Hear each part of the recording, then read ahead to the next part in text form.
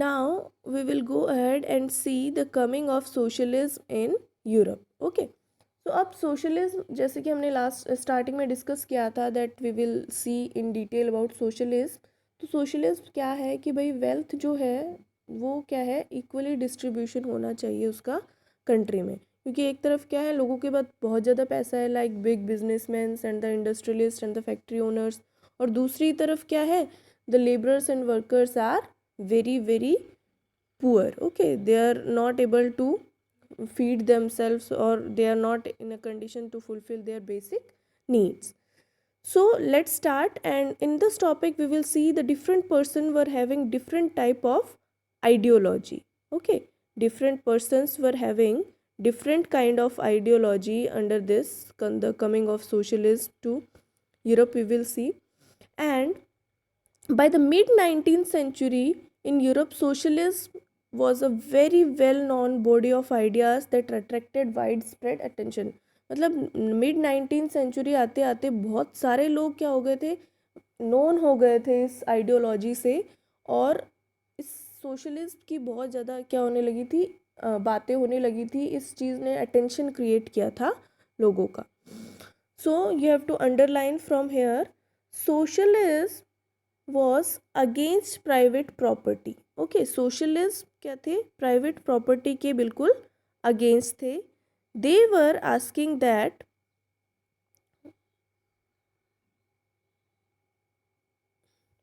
socialists were against private property and they saw it as the root of all social ills of the time.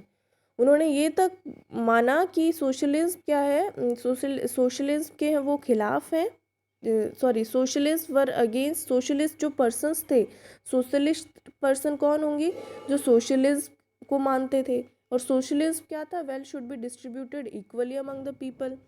So socialist were against private property. ठीक है, अगर पूछा जाए तो who were socialist, these people were against private property and saw, और ये मानते थे कि ये जो प्राइवेट प्रॉपर्टी है यही क्या है, रूट है, कॉज है सभी दिक्कतों की, सभी परेशानियों की जड़ जो है ये क्या है, प्राइवेट प्रॉपर्टी। लोगों के पास ज़्यादा पैसा है, ठीक है, ये है। Individuals owned the property that give employment. अब जो इंडिविजुअल्स ओन करते थे, इंडिविजुअल्स के पास प्रॉपर्टी रहती थी, जैसे फैक्ट्री ओनर्स हो गए, ठीक है, बिजनेसमैन्स हो गए, ये इनके पास जो प्रॉपर्टी होती थी वो एम्प्लॉयमेंट तो देती थी, but the propertied were concerned with personal gain, not with the those of the of who made the productive. अब देखो कितनी अच्छी बात कही है इन्होंने, बोला है कि जो लोगों की, ये जो बिजनेसमैन्स के पास प्रॉपर्टी है, फैक्ट्रीज वगैरह, ये लोगों को काम तो दे रही है, लेकिन इसमें किनके गेन के बारे में नहीं सोचा जा रहा है, जिन्होंने उस प्रॉपर्टी को बनाया है, जैसे वर्कर्स हो गए, ठीक है, लेबरर्स हो गए। भाई जो प्रॉपर्टीड पर्सन है वो अपने फ़ायदे की सोचता है, इन पर कोई ध्यान नहीं देता, जिनकी वजह से ये प्रॉपर्टी बनी है। So if society as a whole rather than a single individual control property, more attention would be paid on collective interest. तो इन्होंने ये माना कि सिर्फ एक आदमी के हाथ में प्रॉपर्टी नहीं होनी चाहिए, जो प्रॉपर्टी है उसको क्या होना चाहिए, कलेक्ट, ज़्यादा लोगों की, सोसाइटी के हाथ में प्रॉपर्टी रहनी चाहिए, सोसाइटी को कंट्रोल करना चाहिए, ताकि ज़्यादा लोगों के कलेक्टिव इंटरेस्ट पर, बेनिफिट्स पर ध्यान दिया जा सके। This was the ideology of whom, the people who were socialist. So these people wanted change in the society and did campaign for it. तो इन्होंने काफ़ी कैंपेन किया इसके लिए। Okay, these people did a campaign for this. So first question जो है आपका यहाँ से बनेगा कि अगर बात करें कि what was the ideology of socialist people, ठीक है, तो उसमें आपको ये सारी बातें बतानी पड़ेगी। Socialist were against private property, ठीक है, और they wanted that society should be controlled by the society, wealth और property should be controlled by the society, and by this way more attention will be paid to the collective interest or social interest of the people. They wanted changes and campaigned for it, आंदोलन वगैरह भी किया। अब देखो इसमें आगे क्या question है, how could a society without property operate. अब एक जो सोसाइटी है वो बिना प्रॉपर्टी के कैसे ऑपरेट होगी, क्योंकि सोसाइटी की तो कोई क्या कुछ प्रॉपर्टी है ही नहीं अभी उसके पास, सोसाइटी के पास तो लोगों के पास ये जो है। और what could be the basis of socialist society, और क्या उसका बेस होगा सोशलिस्ट सोसाइटी अगर बनाई भी जाए तो किस तरीके से बनाई जाएगी सोसाइटी को सोशलिस्ट।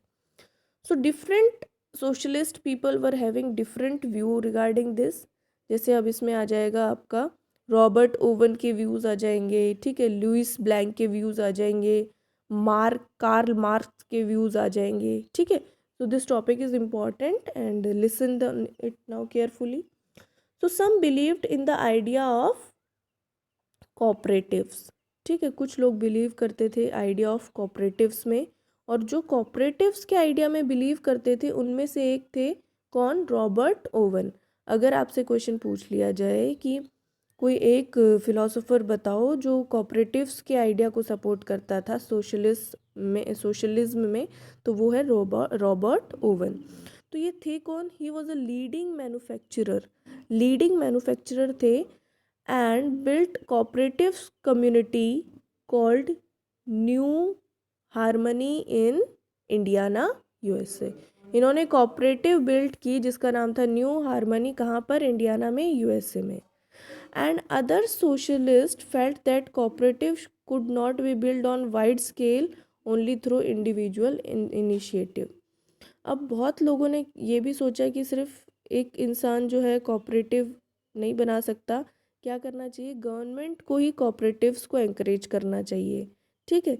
तो फ्रांस में लुइस ब्लैंक जो थे उन्होंने वो ये चाहते थे कि गवर्नमेंट क्या करे, एंकरेज करे कोऑपरेटिव्स को और रिप्लेस कर दे किसको, कैपिटलिस्ट एंटरप्राइजेस को। कैपिटलिस्ट एंटरप्राइजेस का मतलब जो अभी सिंगल जिन लोगों के हाथ में प्रॉपर्टी थी, जैसे बिजनेस वगैरह जो जैसे सिस्टम चलता आ रहा था, ठीक है, जो प्रॉपर्टी ओनर्स थे, बिजनेस ओनर्स थे, फैक्ट्री ओनर्स थे, उनकी बात हो रही है कैपिटलिस्ट एंटरप्राइजेस में। तो इनको क्या कर दे, रिप्लेस कर दे किससे, कोऑपरेटिव से, और ऐसा गवर्नमेंट ही कर दे। ये किसका आइडिया था, फ्रांस में लुइस ब्लैंक का। अब कोऑपरेटिव्स होता क्या था, कोऑपरेटिव्स एक एसोसिएशन था, ग्रुप ऑफ पर्सन्स का, जो मिलकर क्या करते थे, गुड्स बनाते थे, और जो भी प्रॉफिट होता था वो आपस में मेंबर्स के अकॉर्डिंग, जो जैसा काम करता था उसके अकॉर्डिंग उनसे उनमें डिवाइड कर दिया जाता था। This was cooperatives. It is written also in this last second paragraph, last third line, cooperatives were the associations of people who produce goods together and divide the profit according to the work done by the members. Okay, तो हमने किस किस के views पढ़े, हमने अभी Robert oven का view पढ़ा, ठीक है, उन्होंने बस कोऑपरेटिव का आइडिया दिया, ठीक है। लेकिन कुछ जो सोशलिस्ट थे उन्होंने ये भी सोचा कि भाई ये अकेले के बस की बात नहीं है, तुम कौन बना तो लोगे कोऑपरेटिव, लेकिन तुम्हारा मेंबर कौन बनेगा उसमें, तो क्या होना चाहिए, गवर्नमेंट को ही आगे आना चाहिए, गवर्नमेंट को एंकरेज करना चाहिए कोऑपरेटिव्स, ताकि ज़्यादा से ज़्यादा लोग शामिल हो जाएं, और रिप्लेस कर देना चाहिए क्या जो अब तक सिस्टम चल रहा है ये कैपिटलिस्ट एंटरप्राइज का।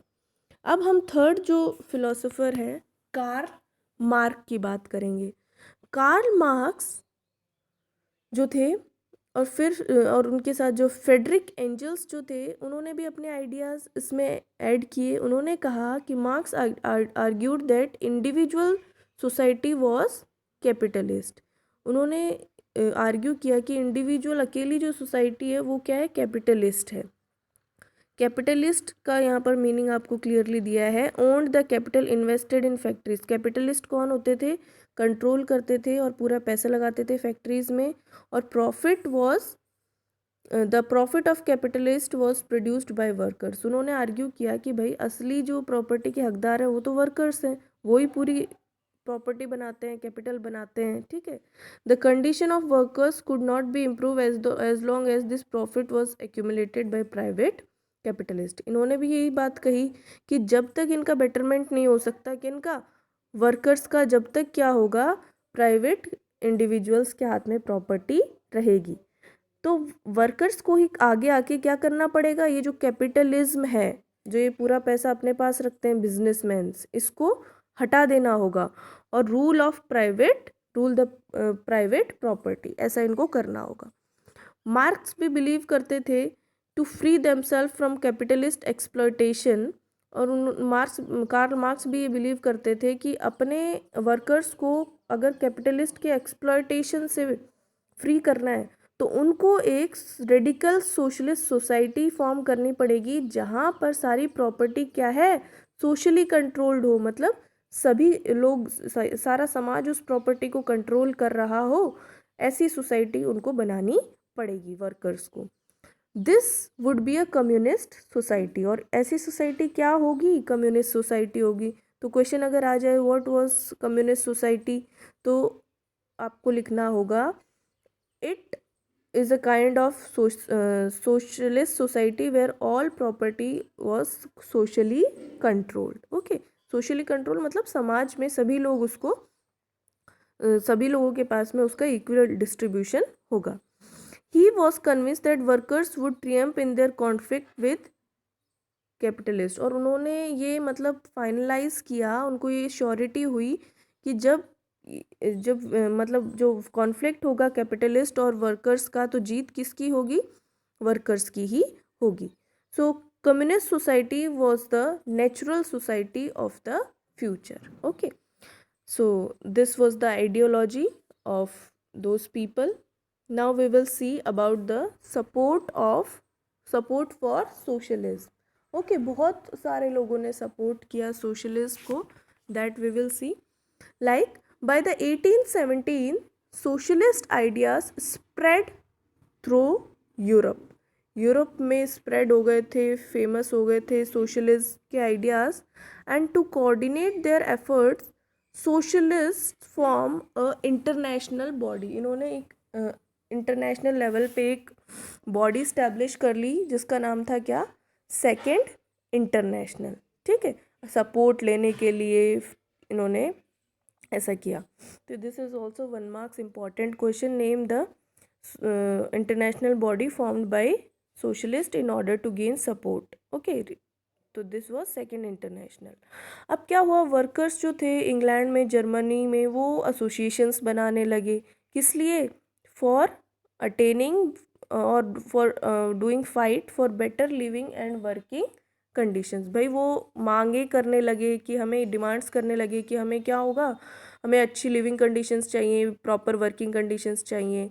And they set up funds to help members in times of distress, उन्होंने फंड्स, पैसा इकट्ठा करना किया कि जब कोई साथी, जब कोई मेंबर मुश्किल में है तो उसकी हेल्प की जा सके।